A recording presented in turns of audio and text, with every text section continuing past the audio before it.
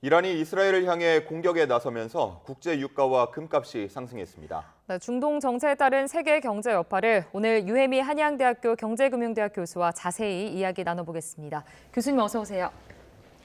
네, 주말 동안 많은 일들이 있었습니다. 이란이 이스라엘을 향해서 공습을 전면 감행했고요. 저희는 이제 경제 얘기를 할 테니까 당연히 이렇게 중동 쪽에서 긴장이 고조되면 국제 유가 얘기가 빠지지 않습니다.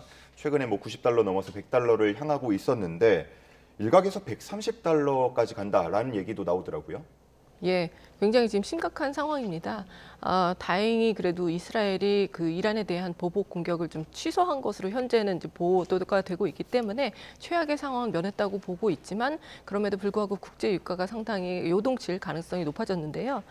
최근에 이제 이 이란과 이스라엘 사이에 이런 보복 공격 가능성에 대해서 우려가 깊어지면서 사실은 이제 지난주 금요일에는 그 유가가 이제 브렌트유 기준으로 해서 90달러 선을 이제 돌파를 했고요.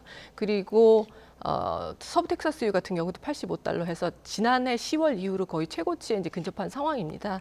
그런데 이제 130달러 얘기가 이제 나오는 이유는 일단 이란이 그 석유 수출국 기구인 오펙 중에서 원유 생산량이 3위입니다. 그래서 석유 생산량이 워낙에 이제 많은 국가이다 보니까 이란이 이렇게 이제 전면전이라든지 아니면은 어떤 갈등 국면에 있을 때 원유 공급이 좀 원활하지 않을 가능성이 일단 커지는 상황이고요.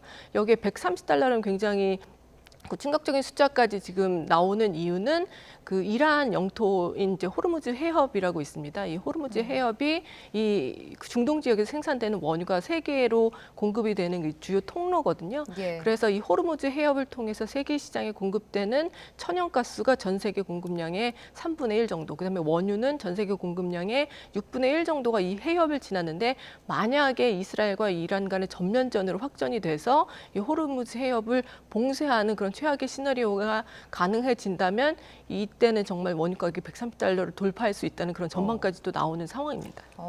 그러니까 결국에 이제 국제 유가가 상승을 하면 인플레이션 압박을 더 받게 될 거고, 그럼 지금 세계 여러 나라에도 영향을 계속 주지 않겠습니까? 그럼 금리 인하에도 영향이 갈 것 같은데 교수님 어떻습니까? 예, 분명히 그런 영향이 있을 것으로 네. 보고 있습니다. 지금 세계 여러 나라들이 인플레이션과 이제 그 대응에 나서면서 금리를 공격적으로 인상을 해서 물가가 좀 안정되는 추세로 가고 있는 상황이었는데요. 예. 근데 미국 같은 경우는 사실 경제가 워낙에 좋기 때문에 금리 인하 시점이 계속해서 뒤로 밀린다는 얘기가 나오고 있는 상황이었는데 지금 이렇게 국제 유가가 크게 치솟게 되면 이 국제 유가라는 것은 주로 생산 비용에 많이 반영이 될 것이고요. 따라서 전 세계 인플레이션을 다시 또 높일 수 있는 요인으로 작용을 합니다. 사실 국제통화기금이 이제 IMF가 지난해에 사실은 이제 이런 전망을 내놨었는데요. 이스라엘과 하마스 간에 이제 갈등이 촉발이 되었을 때 만약에 국제 유가가 10% 상승을 하면 세계 인플레이션이 0.4%포인트 올라가고 세계 생산량도 0.15%포인트 하락할 것이라고 이제 전망을 한 바가 있습니다. 따라서 인플레이션이 올라간다면 당연히 이제 물가 안정에 대해서 확신을 기다리고 있는 여러 이제 중앙은행들이 기준금리 인하 시점을 좀 뒤로 미룰 수 있는 그런 가능성이 있는데요. 아직까지는 지금 이 상황이 계속해서 진행 중이기 때문에 국제 유가가 얼마나 오랫동안 높은 수준을 지속할지 이런 부분을 좀 사실은 살펴봐야 하기 때문에 현재로서는 금리 인하 시점이 뒤로 당연히 밀릴 것이다라고 얘기하기보다는 불확실성이 그만큼 커졌다라고 보는 것이 맞을 것 같습니다. 예. 보통 물가 지표가 발표될 때 변동성이 큰 이렇게 유가나 아니면 식료품 가격 이런 것들을 배제하고 봐야 된다라는 의견들도 있지 않습니까? 근데 130달러 정도 수준까지 올라간다 그러면 이것도 무시할 수는 없겠죠. 예, 그 유가가 사실은 이제 인플레이션으로 전이되는 과정을 크게 이제 두 가지 정도로 볼 수가 있는데요. 네. 일단 국내 같은 경우 휘발유 가격이 매일매일 주유소에서 고시가 되지 않습니까? 따라서 이제 국제 유가가 올라가면 국내 휘발유 가격도 한 2, 3주 정도 시차를 두고 이제 올라가게 되는데요. 사람들이 이렇게 계속 주유소에서 고시하는 가격들을 보면 이런 부분들이 기대 인플레이션에 영향을 줄 수 있는 것이 한 가지 경로가 될 거고요. 예.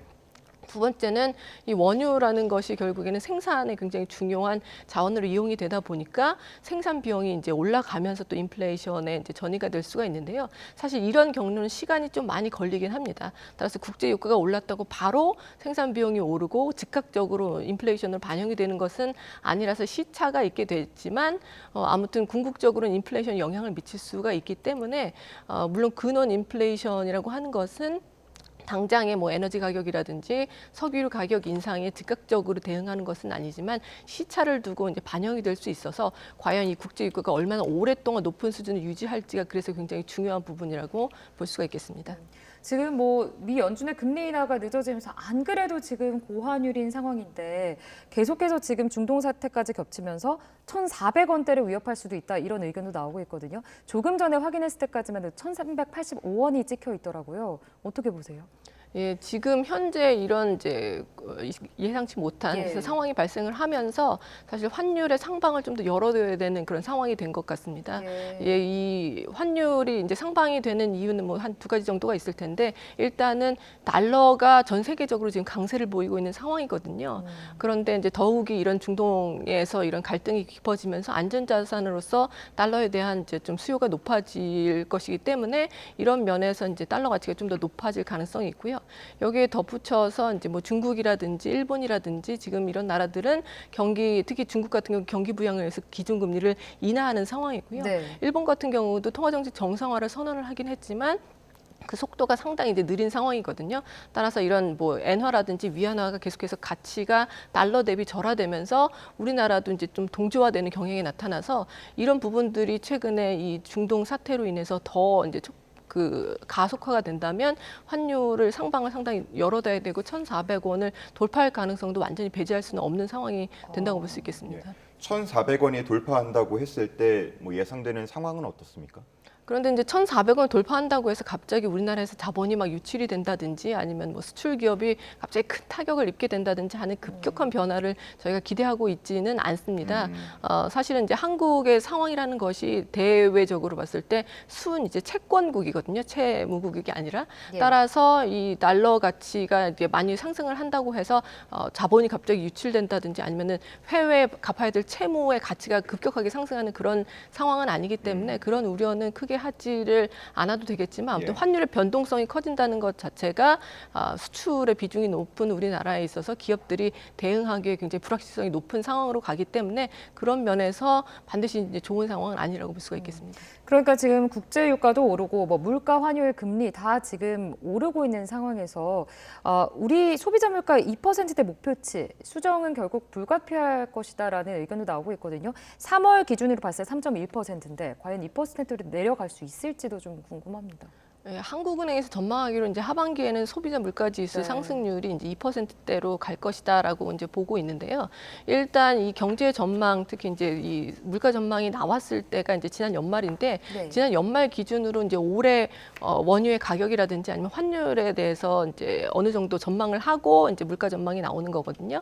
근데 그 당시에 이제 원유는 한 80달러대 후반, 90달러대 초반 요 정도가 이제 지속될 것으로 전망을 하고 지금 물가 전망을 내놓은 것인데 지금 뭐 브렌트유 가격 기준으로 해서 지금 90달러를 돌파를 했죠. 그런데 이게 이제 평균적으로 그 정도 가격이 될 것으로 전망을 한 것이기 때문에 이 90달러가 넘는 가격 혹은 뭐 100달러까지 지속게 되면 이렇게 높은 가격이 지속되는 기간이 얼마나 긴지에 따라서 사실은 이 전망을 크게 바꿔야 될지 말지 결정이 된다고 볼 수가 있겠습니다.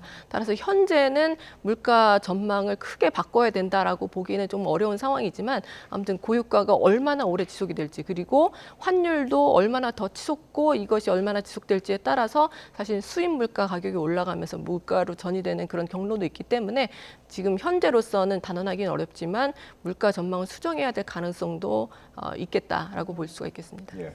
이 중동 확전 우려 때문에 그 바닷길도 좀 걱정이 크거든요. 물류나 운송길 막히면서 수출 기업들의 공급망 위기가 초래될 가능성은 없겠습니까? 사실은 그런 부분이 상당히 걱정이 되는데요. 이 우리나라의 이제 수출이 지금 회복세를 보이고 있고 내수는 좀 침체가 되지만 수출을 바탕으로 해서 올해 경제 성장률도 이제 2%가 넘을 것이라고 전망을 해왔는데요. 이 수출길이 조금 이제 차질이 생길 수 있는 가능성이 커졌기 때문에 우려가 되는 상황입니다.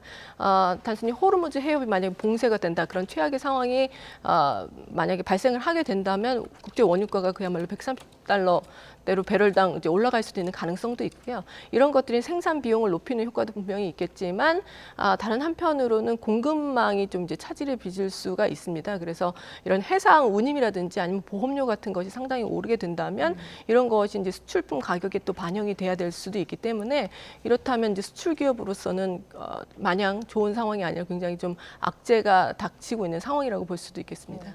지금 경제가 계속해서 안 좋은 상황으로 좀 흘러가는 것 같아서 좀 마음이 굉장히 안 좋은데 안전자산 가격은 지금 일제히 상승세를 나타내고 있습니다. 뭐 월가에서는 금값 2,500달러를 넘을 것이다 이런 이제 전망들도 조금씩 나오고 있고, 그러니까 결국에는 이제 위기 상황 때마다 계속 오르는 게 안전자산 아닙니까? 이번에도 지금 이런 현상이 일어나는 걸로 봐야 될까요? 예, 그렇습니다. 최근에 이제 금값은 기준금리를 이제 세계 각국의 중앙은행이 이제 인하할 것이라는 기대감 때문에 사실은 이제 계속해서 오르고 있었는데요.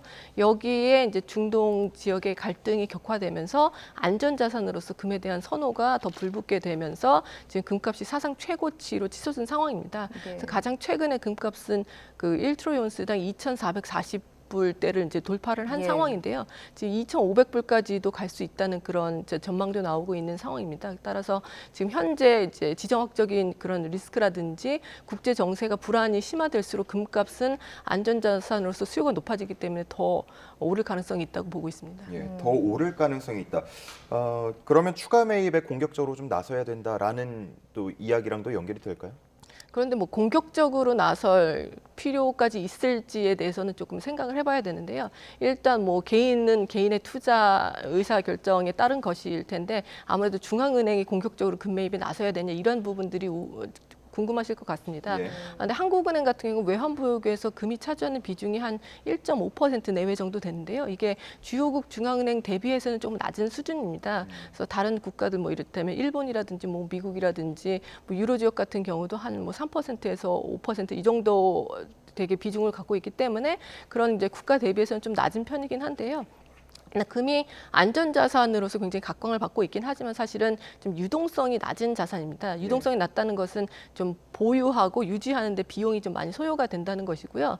뭐 미국이나 일본 아니면 이제 유로 지역 같은 경우는 기축통화국이기 때문에 사실은 이제 만약에 어떤 위기 상황이 발생했을 때 자국의 통화로 또 이제 결제를 할 수 있는 그런 가능성이 있지만 우리나라는 기축통화국이 아니기 때문에 아무래도 유동성이 높은 뭐 각국의 이제 기축통화들을 조금 포트폴리오에 더 많은 비중으로 가지고 있는 것이 뭐 합리적이라고 저는 보고 있고요. 따라서 금 보유를 만약에 늘린다고 하면 이건 뭐 중장기적으로 그런 방향으로 가는 것이 맞지 현재 금값이 사상 최고치에 이른 상황에서 굳이 공격적으로 뭐 금을 매입할 필요까지는 없다고 보고 있습니다. 그 안전자산과 항상 이제 반대로 흐르는 게 있잖아요. 이제 비트코인 같은 경우 또는 증시 같은 경우에도 지금 비트코인이 계속 하락세로 이제 전환을 했고 비트코인을 포함한 뭐 알트코인들도 다 급락하는 추세다라는 이제 이야기가 나오고 있는데 뭐 안전자산에 투자하려는 회피 심리로 봐야 될까요? 이 상황은 어떻게 보세요? 일단은 아무래도 이제 그동안 비트코인 가격이 많이 오른 것듯이 뭐 반감기라는 뭐 특수한 상황도 있었지만 기준금리 인하에 대한 사실 기대가 많이 반영이 되어 있었습니다. 기준금리가 인하되면 당연히 유동성이 풀릴 것이고 이런 것들이 이제 위험 자산에 대한 선호 심리를 자극하면서 비트코인도 많이 수요가 올라서 가격이 이제 급상승을 했었는데요. 지금 이런 이제 국제 유가가 상승한다든지 아니면 이런 지정학적인 리스크가 커지면서 인플레이션이 다시 재상승할 가능성 그리고 이것 때문에 각국 중앙은행들이 기준금리를 인하할 시점이 뒤로 밀릴 가능성이 좀 제기가 되면서 아무래도 이제 위험 자산에 대한 선호도 좀 낮아지고 유동성을 기대하거나 기준금리 인하를 기대하면서 이런 자산들을 투자를 했던 그 심리도 위축이 되기 때문에 그런 경로에 의해서 지금 이제 비트코인 가격도 하락하는 것으로 볼 수가 있겠습니다. 예. 실시간으로 가격을 확인할 수 있는 뭐 코인 투자자분들도 우려가 크겠지만 오늘 이제 증시 장이 열리기 전에 아마 투자자분들이 상당히 우려가 클 것 같습니다. 국내 증시에는 이 중동의 지정학적 리스크가 어떤 영향을 미치겠습니까? 아무래도 이제 악재로 작용할 것으로 보고 있는데요. 일단은 이제 국제 유가가 상승한다는 것이 생산 비용이 높아지면서 기업들의 이제 영업 환경을 좀 악화시킬 수가 있고요. 거기에 소비도 더 위축되는 결과를 낳을 수가 있는데다가 아무래도 기준금리 인하 시점이 뭐 뒤로 밀릴 수 있는 가능성도 제기가 되면서 이제 기준금리 인하를 기대하면서 주식에 투자를 했던 분들의 이제 투자 심리가 위축이 될 수가 있을 거고요. 여기에 만약에 이제 공급망까지 차질이 이제 일어난다면 이런 부분들도 기업의 실적에 좀 부담이 되는 상황. 상황이기 때문에 증시에 봤을 때는 여러모로 악재가 된다고 볼 수가 있겠습니다. 자, 교수님 그러면 일단 뭐 중동 지정학적 리스크에 지금 뭐 국제 유가도 오르고 있고 고물가, 고환율, 뭐 고금리 이런 상황에서 우리 국민들은 좀 어떻게 대응을 해야 합니까? 일단은 사실은 이제 경기가 더 안 좋아질 가능성이 있기 예. 때문에 조금 더 어려운 시간이 더 오래 지속될 것으로 생각이 됩니다. 따라서 만약에 뭐 투자를 하신다거나 하면 너무 공격적인 투자보다는 좀 더 안전자산 위주로 투자를 하시는 것이 좋을 것 같고요. 네. 그리고 조금 더 이제 고물가나 고금리가 지속될 기간이 길어질 수 있는 가능성에 대비해서 조금 더 고통이 길어질 시간을 감내할 그런 이제 대비를 하셔야 될 것으로 생각이 됩니다. 예. 알겠습니다. 그렇습니다. 뭐 유류세 인하 부분도 또 많이 아마 관심을 가지고 있을 것 같은데 정부도 고심을 하고 있는 것 같습니다. 자, 이렇게 뭐 중동의 지정학적 리스크가 커지면서 여러 경제 위기가 좀 느껴지는 것 같습니다. 오늘 말씀 여기까지 듣겠습니다. 유혜미 한양대 경제금융대학 교수였습니다. 고맙습니다. 고맙습니다.